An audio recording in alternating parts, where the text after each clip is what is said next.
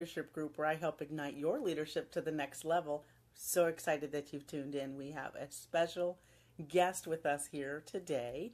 Duran Williams, Minister Duran Williams, will be joining us for a very lively discussion about leadership, reflections, his perspectives on leadership. So I just want to take a few minutes for everyone to kind of join in as well. I realize that we are going toe to toe with the Oscar nominees, so I won't keep you for the folks who are joining in, but I will keep you actually captivated with this very poignant message. So as you go ahead and tune, I'm going to go ahead and get queued up here and get everything situated and go ahead and invite Duran in to the broadcast here. I want to make sure that you are aware of his dynamic ability and his reaching out into the community. He has been someone who has been a faith-based person involved in the community and has been very instrumental in being thoughtful and dynamic as a millennial, as someone who I have admired his work and what he's doing out there working with people. And so let me tell you, it is an exciting time to hear from a pivotal person in our community and also to hear the dynamics. I'm going to allow him to introduce himself. He's into the weight room, but wanted to make sure that you learned a little bit about what he does and who he is and all of that. So as we're getting people in view, get a bag of popcorn or some snacks to join in, and I'm going to see that we can get him added in here as well, and that you all just enjoy yourself, because get pen and paper, notepad and pen, or advice, because I make sure that you are looking at making yourself aware of all that there is to know about this dynamic person, Minister Duran Williams. So he will be joining us here shortly, and hopefully he has received the, I think that you have received that invite. I'm going to send it over again while we are making sure to talk about this theme in February and March about leaders and people in the community doing so much. And so want to make sure that you all are aware of that as well, so that we can do that. Duran, hopefully you have seen, I have sent you an invite. If you can, there's a toggle to accept that invitation. Hopefully it will queue you up, that you can join into the broadcast here. And as well, I think it is sending you a Facebook message, maybe an invite as well, so that it can bring you onto the split screen here as well. It might be something sending in your chat feature or otherwise. Let me just make sure that I've sent that. But I know that Duran is in the Christian Leadership Forum and one of the community-based efforts here in the Richmond, Virginia area. He has also been with a very pivotal group of men, being very formidable in helping to stay very active in being involved in doing all that he can working with young. So I want to have him share about that too, because it is exciting to hear about his work in the community. So Duran, I think you're just tuning in now. The audio looks like it is working as well. Just cue it up, and certainly there you are. Hi there, how are you? Great to see that you're able to tune in as well. And we'll Good evening.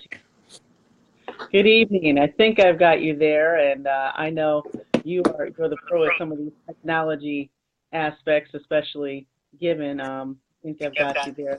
Okay. Okay, I'm here. Okay, great. How are you? I'm good. I just was listening to your introduction, feeling nervous. Oh my goodness, why at all? I mean, you're just talking about all the good things that you're doing in the community, and I know I had met you at a men's conference. You were helping to talk about men and families and people working together. We have a shared interest in special needs. You and your lady friend have been very formidable at helping to foster young people in the community, college students when I attended an event you hosted. And you have this amazing podcast that I want everyone to know and sign up for and follow what you're doing, because I think you're someone to watch here, and very excited to hear. So I'm going to be quiet and just let you share with us how you made your journey in leadership and what you're doing, and all that you can give us. I've got notepad and paper right here, so I'm taking notes. Well, can you hear me okay? Yes, I can. Well, first and foremost, I want to say thank you for this tremendous opportunity to be on this broadcast, to share. I'm just grateful that, you think so highly of me, and, you follow some of the work that we've been doing in the community with Can I Get a Word Ministries. And I'm just happy to be here on this evening. And I'm looking forward to an awesome time of sharing. I see one of my friends from the Black Theological Leadership Institute at Princeton, Tanya Bryant, she's signed on as well. So just looking forward to an exciting time tonight. That is super. And tell me a little bit about how you got started, because I know you have some Virginia ties and then some other ties, and you got involved in doing some things abroad as well. I mean, share with us how you got involved in doing some of that. Wow. So you want the long story or the short story? The Cliff Notes. I don't know. The Cliff Notes. Well, I've always gone to church since a young person. My mom exposed us to the church at a young age. Grew up in Queens, New York, attended Community Baptist Church. That's where I was baptized. That's where I sung in the youth choir. So it was something that was always there. When I was a youngster, I served in youth ministry. I mentioned the youth choir. I was also like president or head of like our youth ministry as a kid. We do stuff like, just car washes and different things. And then when I went to college, I would come back and help out with career fairs and things of that nature. But if I could be candid, you know how going off to school is. It's like, you grew up in church is in you, all this religion. And then I went to Hampton University. So I got on campus and I kind of strayed away a little bit, but I still would attend church. I was a part of this wonderful Bible study that they used to have on Friday nights at Hampton in Du Bois Hall. And it was strange because I was doing the college thing, but I was always kind of drawn to the ministry thing, the Jesus thing. So I was going to that Bible study. We have a chapel on campus at Hampton. So as often as I could, I would attend chapel. There was a church, 6 Mount Zion Baptist Church, that most of the students attended at Hampton while they were there. And I would always go to that church and visit. Sometimes I would go to Bible studies. But I was still having fun, though. And I didn't see church and ministry as a calling, as how I began to see it, I would say, in 2011, 2012. I didn't see it as like getting involved, as deeply involved as I've been over the last couple of years, if that makes sense. It does. That makes sense. Even though I grew up in church, it was more so, these were things that were outlined that, my parents said that I had to do. Sing in the choir, be part of the youth ministry, go to different services, things like that. So it wasn't something that like I just had a strong desire to do, or it was like a need for me to do. It was like, okay, this is what I'm supposed to do. This is what other kids are doing. And as I went through college, I can honestly say, though, I always felt that it was something missing. I always felt that it was something missing. And those were those times where I would draw closer to the church. And the way God works is he would always send somebody on my path that would kind of remind me of who he is in the church. But again, I wasn't getting it. It was like, hint after hint, clue after clue, and I just wasn't getting it. So I went through my whole 4 year. I did 3 years of prerequisite work. Then I did 4 years of pharmacy school. So I spent a total of 7 years at Hampton, graduated in 2005 with a doctorate in pharmacy. After that, I did what's called a 1-year general pharmacy practice residency program at Washington Hospital Center in D.C. So I wanted to be a clinical pharmacist. So I did that. I graduated from Hampton, moved to Alexandria, working in D.C. I meet this gentleman by the name of Fred Mumford. He's a minister at Antioch Baptist Church in Clinton, Maryland. older gentleman, and he starts talking to me about pharmacy. He starts kind of serving as a mentor. Then there's this church thing again. Hey, he invited me to his church. He invited me to come here and preach a few times. And I've always been a supportive person. Always try to support other people. So I started going to hear him preach different places in D.C. and Maryland. Never thought about ministry like that. Never thought I'd be preaching one day. I just was going to support. He was a friend, but there was that person that God was sending again to say, hey, come on home. Come on home.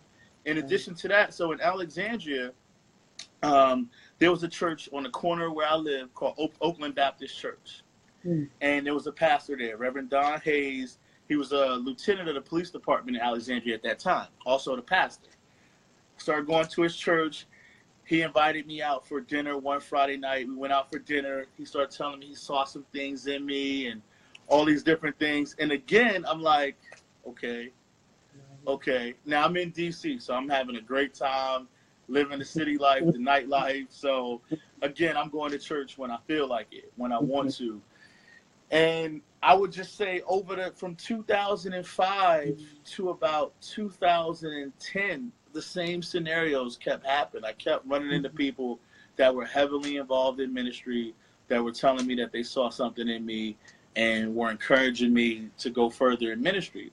But I was so busy working in pharmacy, working as a pharmacist. You know, we work long hours, sometimes don't get a day off. So it was always something I felt like I didn't have time for, right?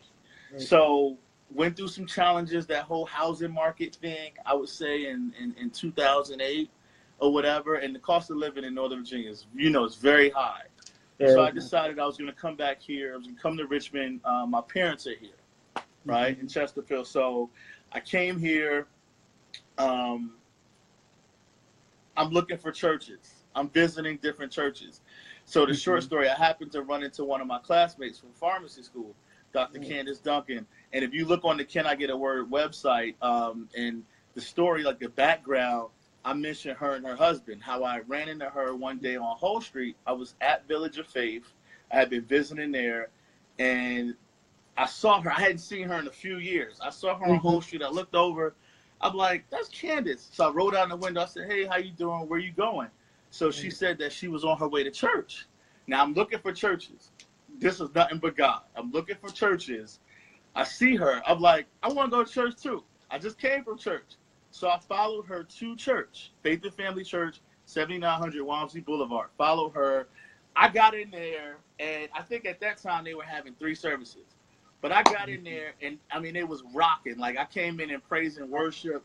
People was praising. They was worshiping. The vibe just felt so good. It just felt like God's presence was in that place. Wow. I trusted her as my classmate, went through 4 years of pharmacy school with her. So I started going there. I eventually joined, and then a gentleman by the name of Raymond Cotman asked me to read lines for a play that he was doing. Now, that's God again tapping into me with what I'm familiar with, because now he didn't notice at the time, I did performing arts drama while I was at Hampton. Okay. So it's tied to the Hampton Players. Did a couple of plays, couple of monologues, evening of scenes. So when he asked me that, I'm like, I don't even do that no more. Like, I'm thinking to myself, I don't do acting anymore. That was a college thing. Right. So he gave me his information, was like, well, call me, you can come by and read lines and everything. And I'm like, whatever. I don't have time for that. So time passed. I kept going to church there. I kept seeing him. And something was like, just go to the rehearsal. Just go one day. So I went. They was rehearsing off of Staples Mill. And I went to read lines. Just thinking I was going to be like a person read lines. So I get there, read the lines. So that was 1 week, and the next week. So long story short, the play was Chronicles of Eden. They didn't have anybody for that character. So he ended up casting me. I ended up being in that production. People thought I did a good job.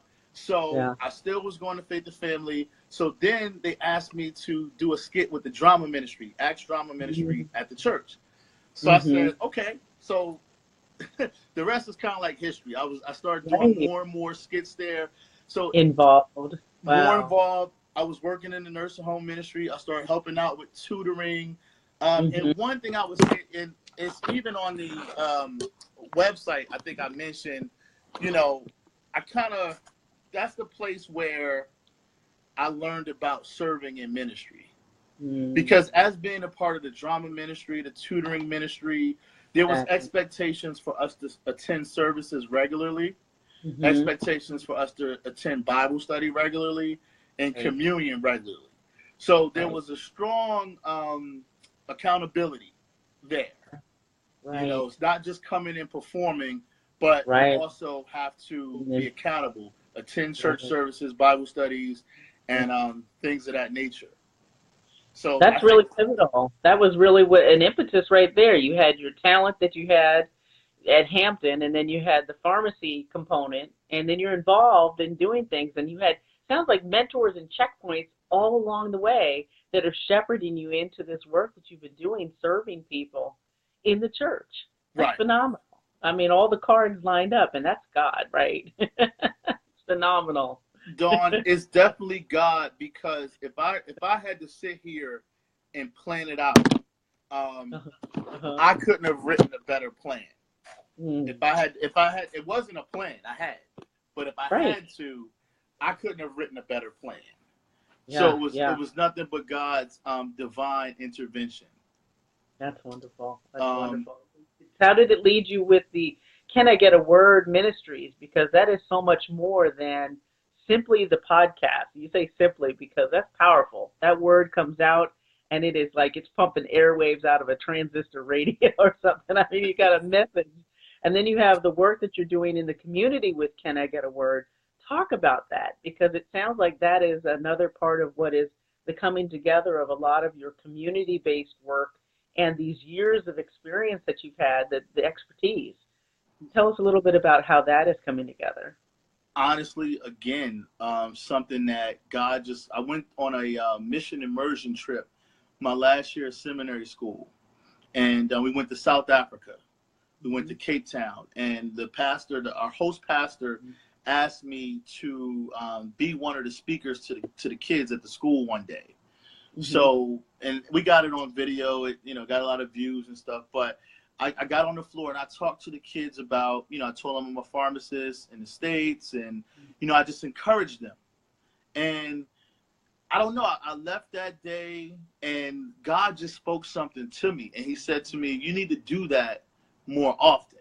You need to do that more often. So I began to think like, well, okay, how am I going to do this more often? And at that time, I was doing an internship in my last year of seminary. I was doing an internship at Morning Star Baptist Church, and I got frequent preaching opportunities there, right? And it was like one Friday night we were having a service called Fruit of the Spirit service, and for whatever reason we didn't have any sound, so I had to preach. People had to sing a cappella. I had to preach with no mic, but all I saw was like the people in the audience. And I said, these people are here for the word. So something just popped in my mind, like, can I get a word? I was like, the sound's not working.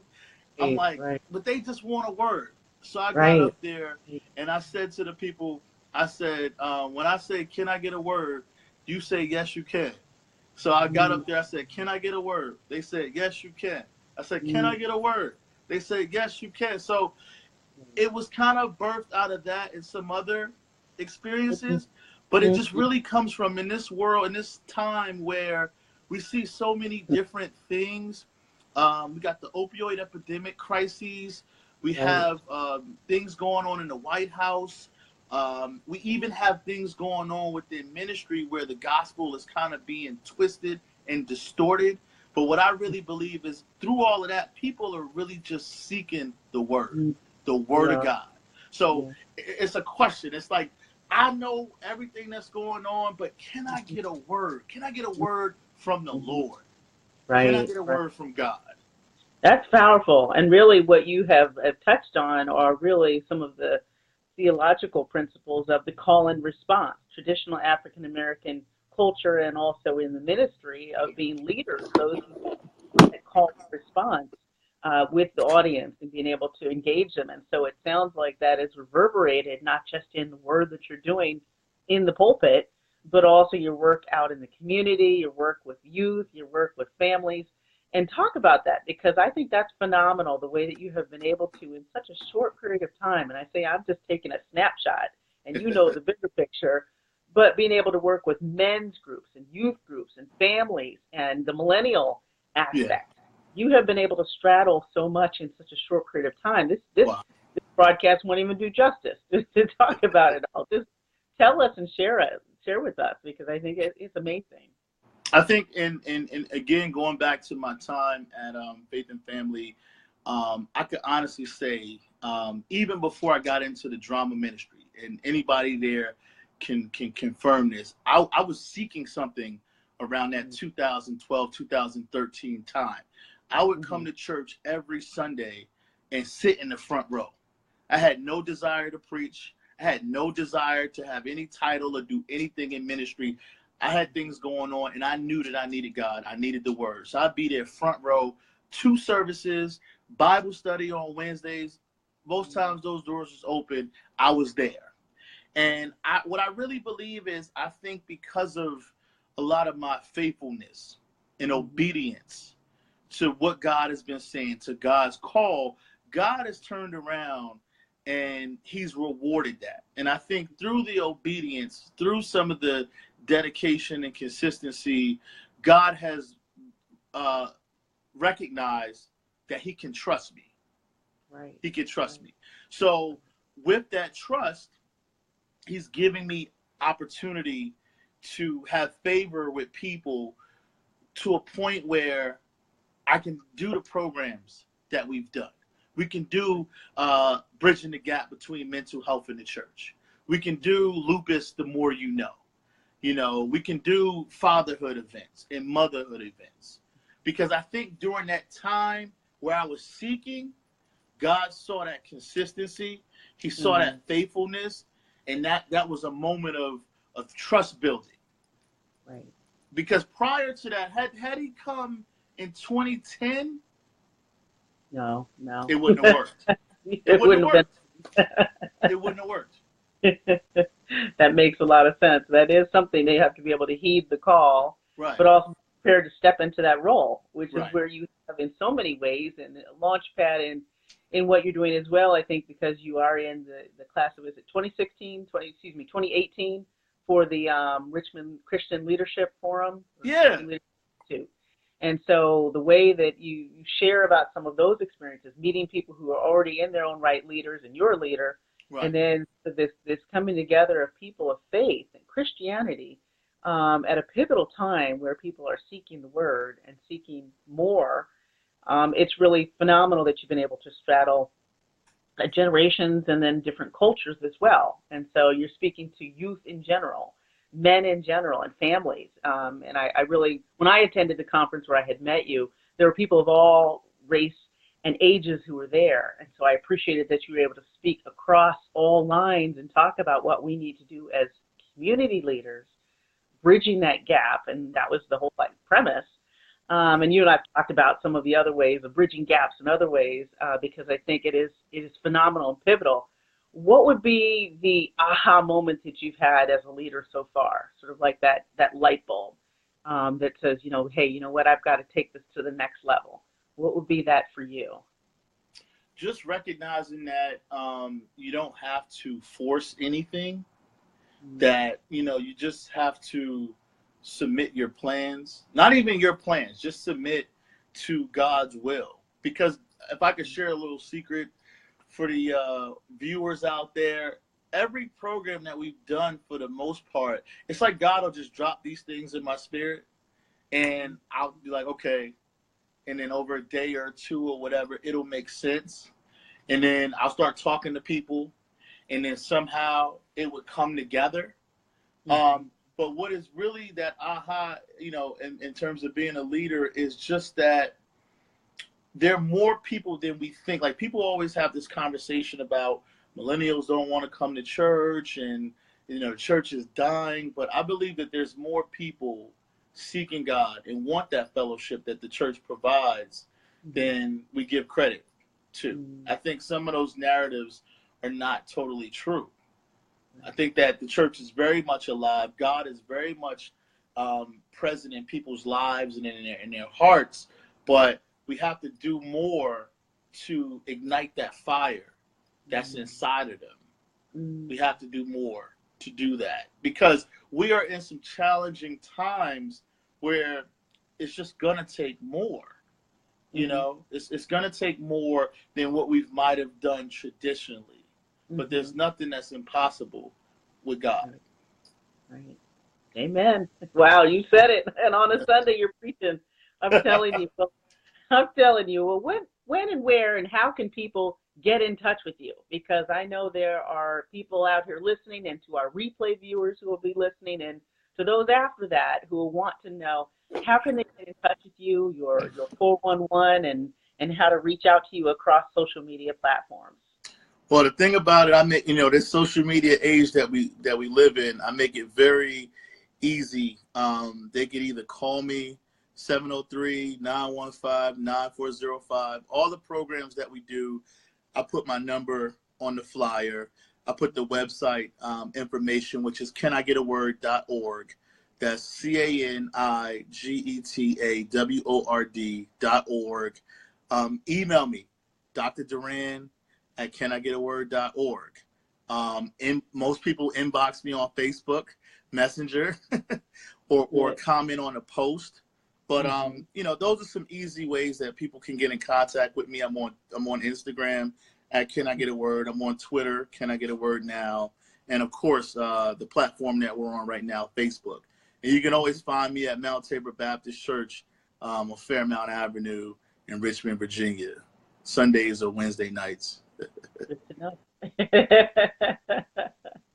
Well, let me tell you, Minister Duran, I have so enjoyed talking with you. This has been a blessing to me and to our listeners, but thank you for taking the time out of your extraordinarily busy schedule, because I know that we made this happen. We were working some schedules and challenges and work around it, because I want to know, 20 years from now, I got a little autograph and, hey, you know what? Like, it was, Minister Duran spoke a word. Can I get a word? Amen. And so thank you so much for tuning. We'll have to have you back on another time to share some of your poetry, because those of you that can drop a word as well. and Dawn, let me just say that I'm grateful again for this opportunity. Hey, Andrea, Mark, just tuned in. Good to see y'all. Let me just let you know that I'm grateful for this opportunity and the support you've given, the programs that you've come to. Not only, buying a t-shirt and just supporting Can I Get a Word in the ministry, but just applause to you for the work that you're doing in the community, in the area of leadership. I believe a lot of the things that you're doing are groundbreaking, pioneer-like, just kind of networking and bringing people together and educating folks on leadership and doing it boldly and bravely. So I just want to celebrate you and say, great job. I know we're going into Women's History Month.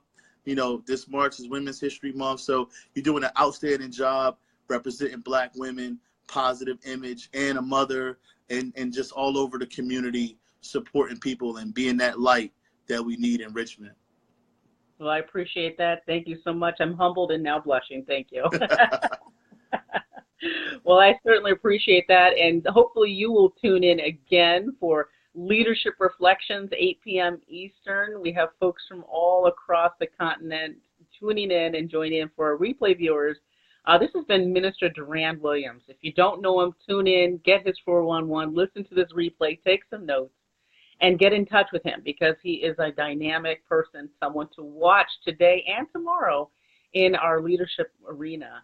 And so thank you so much for all of those who've tuned in here tonight. I'll have a full Connect live broadcast of this posted in Facebook and other forums as well. Again, this is Dawn McCoy with Flourish Leadership Group, where I help ignite your leadership to the next level. Thanks so much for tuning in.